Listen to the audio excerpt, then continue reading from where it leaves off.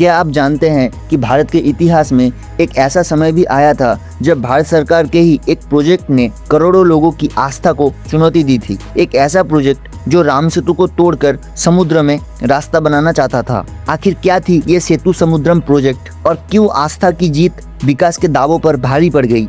चलिए चलते हैं समुद्र के बीच और जानते हैं इस विवाद की पूरी कहानी को। इस प्रोजेक्ट की जड़ें आज़ादी से बहुत पहले 1828 में मिलती है। ब्रिटिश शासन के दौरान मेजर सिम के निर्देशन में पहली बार राम सेतु की चट्टानों को डायनामाइट से उड़ाने का प्रयास किया गया था।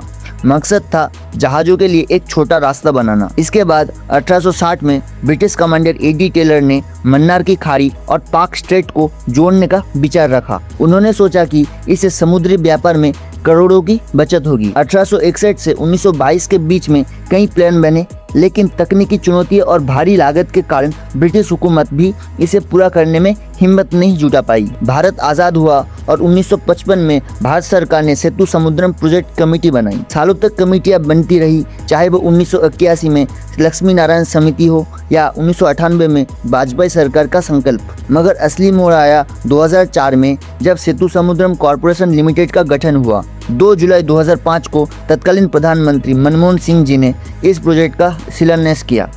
खुदाई शुरू हुई, लेकिन जैसे ये बात बाहर आई कि रास्ता राम सेतु को तोड़कर निकाला जा रहा है, देश भर में विवाद की लहर दौड़ गई।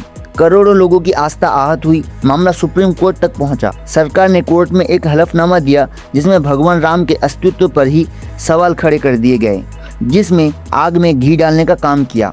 विरोध इतना बड़ा कि सरकार को वो हलफनामा भी वापस लेना पड़ा था।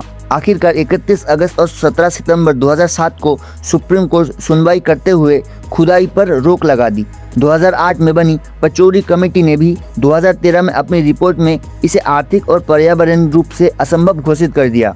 आज की स्थिति में तकनीकी, पर्यावरण और धार्मिक तीनों मोर्चों पर ही उलझी ये परियोजना आज ठंडे बस्ते में है। मोदी सरकार ने स्पष्ट कर दिया कि राम सेतु को कोई नुकसान नहीं पहुंचाया जाएगा।